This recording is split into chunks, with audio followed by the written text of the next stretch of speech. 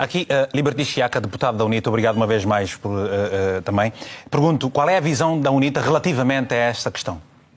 Bem, primeiro eu agradeço pelo convite que nos é feito. Saúdo particularmente o Vítor, já há muitos anos que não nos víamos. Verdade. Dizer o seguinte, uma questão prévia.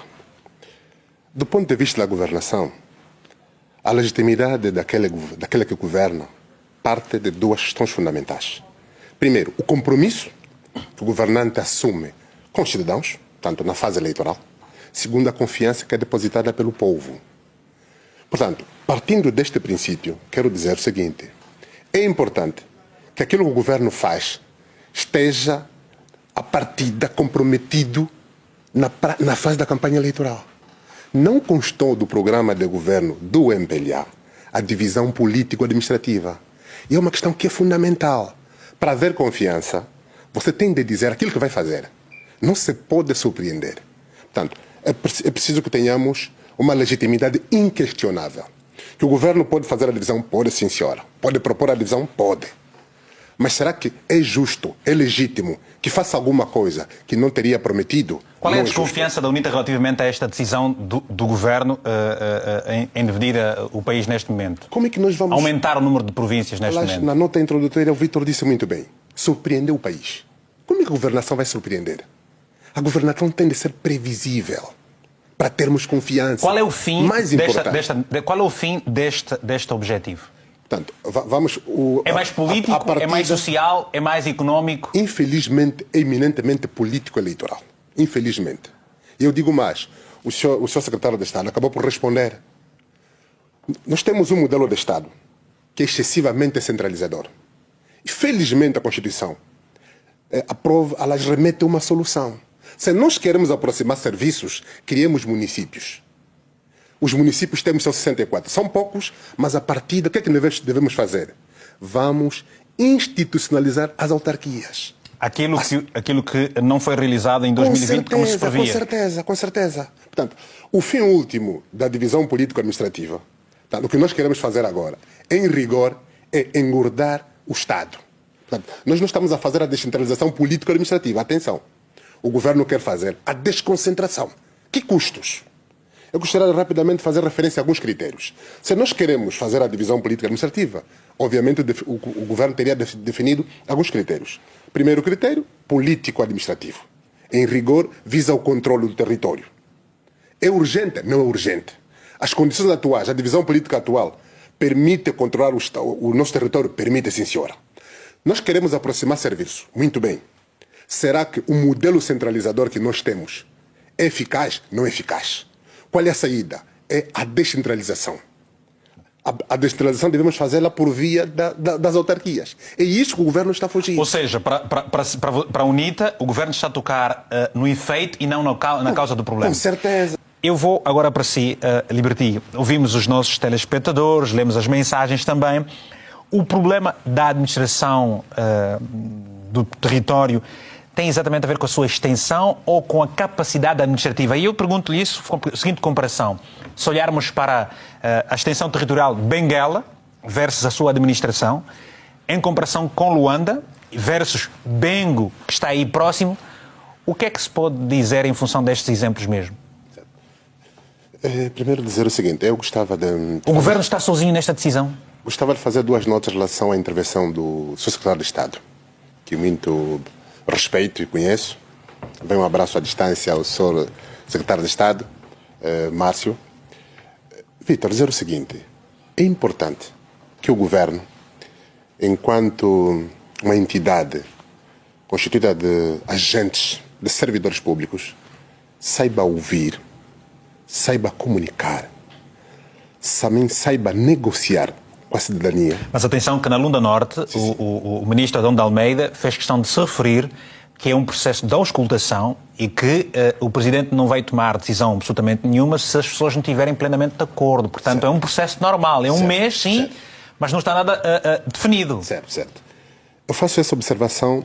Confia nessas palavras, não confia? Faço essa observação para manter a minha preocupação que manifestei no princípio. Se nós queremos confiar no governo, a ação do governo tem que ser previsível. O único partido que que em 2017 apresentou uma proposta de divisão político-administrativa foi a UNITA. Apresentou uma proposta de divisão da província de Luanda. O governo, o programa de governo, é o compromisso que um partido assume com a cidadania. Esta nota prévia. Segunda questão. O seu secretário de Estado dizia que precisamos aproximar serviços. Estamos de acordo. Precisamos aproximar serviços. Mas atenção. O argumento que apresenta a seguir contradiz. Se nós queremos reduzir a distância entre a decisão, entre o problema e a decisão, tendo em conta que o nosso sistema de governo é centralizado, exato, excessivamente centralizado na figura do presidente, nós não estamos a descentralizar, não vamos descentralizar os serviços com a criação de províncias, de forma nenhuma. Com a criação de municípios na perspectiva da administração do Estado. Vamos aproximar serviços se tivermos administração autárquica, local. Quem decide é o agente autárquico. Você é político, está na Assembleia Nacional. Você é político, está na Assembleia Nacional. Diga uma coisa. Por que razão o governo não realizou as eleições autárquicas e muitas vezes tem trazido exemplos para comparar realidades? Portanto, Cabo Verde é um país pequeno, tem inúmeras dificuldades e realizou todas as eleições que tinha que realizar. Angola não realizou as eleições autárquicas, como sempre se disse que em princípio seriam em 2020. Ora, porquê é que não se realizam as eleições autárquicas há um mês de consulta para a divisão administrativa do país? Antes, se nós quisermos aproximar serviços, como eu estava dizendo no princípio, não vamos manter o sistema. A filosofia atual de governação centralizadora não resolve. Atenção, quem governa é o Presidente da República. Quem toma a decisão é o Presidente da República. Não é o governador, também não é o administrador municipal. O governador, os administradores municipais, que vão administrar os municípios que vão ser criados e as províncias também que vão ser criadas, são auxiliares. Não estaremos a reduzir a distância entre o problema. Mas eu lhe pergunto, porquê é que acha que se toma uma decisão de evitar eleições autárquicas e parte-se para a divisão do país? Infelizmente, faltou vontade política, digo político-patriótica. Prevaleceu a vontade político-partidária. Para não fazer eleições autárquicas? Com certeza. Quais eram os... As mesmas razões levam agora o governo. Qual é a vantagem de não fazer As mesmas razões levam agora ao governo a apresentar às pressas uma proposta de divisão político-administrativa. Atenção, isto tem impacto no quadro geral das próximas eleições. Se nós, há um ano das eleições, aprovarmos a divisão administrativa do Estado, portanto vamos criar mais 5 províncias, as próximas 5 províncias obviamente têm de ter representantes. Pela divisão que está a ser apresentada, obviamente denota uma marcação de vantagens eleitorais com base nos resultados das últimas eleições. Nós não temos dúvida em relação a isso. Está em causa um expediente eleitoralista. Não é por ali. Primeiro, gostava de dar um esclarecimento ao Sr. Secretário de Estado, quando fez referência, supostamente, de uma contradição do nosso argumento eleitoralista, e ele fez referência à questão da fraude eleitoral. Reiterar. Também pedir para convidar o Sr. Secretário de Estado, meu amigo, que infelizmente, para o bem do país e da transparência, 12 ilustres deputados do grupo parlamentar do MPLA reconheceram, a semana passada, um na TPA e outro na TV5, que em 2012, em 2017, não houve apuramento municipal nem houve apuramento provincial. Também é importante dizer que os comissários da Comissão Nacional Eleitoral foram surpreendidos no dia 24 de agosto com o anúncio dos primeiros resultados eleitorais. Portanto, que um dia poderemos trazer aqui um debate sobre questões eleitorais. Só para dizer ao meu amigo secretário de Estado, faz favor. Infelizmente para a nossa história, houve fraude eleitoral. Tá bem. Exato. E os seus colegas de partido... Senhor deputado, a gente discute, a gente debate esse tema um dia sem qualquer problema. Pergunto, o telespectador há pouco tempo disse que é importante sim a divisão administrativa, porque ele vive na pele as dificuldades numa dessas províncias. Quem vive em Luanda é que não sabe o que se passa. Vítor, é o seguinte, a divisão administrativa do país não diz só respeito àquelas pessoas que residam nas províncias. É uma questão de interesse nacional. E mais importante, eu respondo às 3 questões que colocou no princípio. É urgente fazer a divisão administrativa? Não. É necessária? Sim, é necessária. É prioritária? Também não é prioritária. Portanto, se nós queremos de facto aproximar serviços, nós devíamos olhar para o Estado de uma forma geral, a organização do Estado. Essa é uma discussão que devia ter, por exemplo, decorrer durante um ano, uma discussão devia decorrer durante um ano em universidades. É limitativo, é bastante limitativo. Nós limitarmos, passa também o pleonasmo, a discussão, as províncias vão ser objeto da sua divisão. É limitativo. Portanto, podíamos fazer uma auscultação nacional, porque afinal de contas, há pessoas que podem estar a residir em Luanda, mas são do Mochico.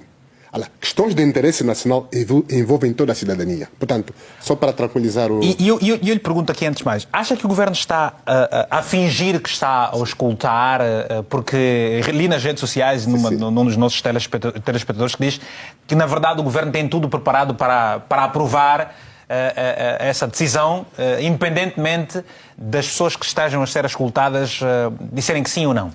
Poucas as vezes que o Governo teria mudado de posição inicial, de perspectiva, mesmo confrontando com outras perspectivas diferentes. Nós estamos, por exemplo, se nós pegarmos neste programa hoje e que ele seja a amostra representativa da intenção dos cidadãos, podemos dizer que não às eleições, não à divisão política administrativa, porque em princípio 7 de 10 pessoas terão dito que não. Isso seria suficiente. O senhor acha que o Governo poderá recuar em função daquilo que está a acontecer nos debates internos? Partindo do princípio que a divisão administrativa... Haverá essa coragem de recuar ou não? Como se recuou, por exemplo, nas eleições autárquicas? Não, eu penso que não devia ser a questão de coragem de recuar. Devia prevalecer o bom senso e a boa-fé. Não é legítimo, não é justo que, primeiro, o Governo faça uma divisão administrativa, portanto, um compromisso que não assumiu com os angolanos, fazê-lo a menos de um ano das eleições. Não é justo, não é legítimo.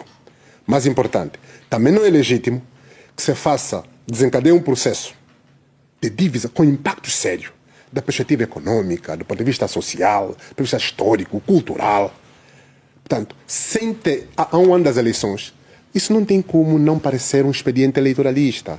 Por isso que eu gostava de deixar mais uma vez um apelo ao Governo e na pessoa do secretário de Estado que está a nos ouvir, está a acompanhar. É importante sabermos ouvir. É importante sabermos, termos a mente bem aberta. Mais importante... Ler os tempos, como disse um telespectador. Certo. Termos o foco na resolução dos problemas. Atenção. Vamos criar 5 províncias. Rapidamente, algumas contas. 5 governadores, 10 vice-governadores, 10 vezes 5, vão ser 50 delegações provinciais, portanto, ou gabinetes provinciais. Nós estamos a aumentar a despesa do Estado com serviços não essenciais. Atenção, os recursos que nós vamos gastar com a criação dessa estrutura administrativa do Estado deviam ser encaminhados para o essencial. É isso que nós estamos a chamar a atenção. Como diz Luís Monteiro. Com certeza. Muito bem, senhor deputado.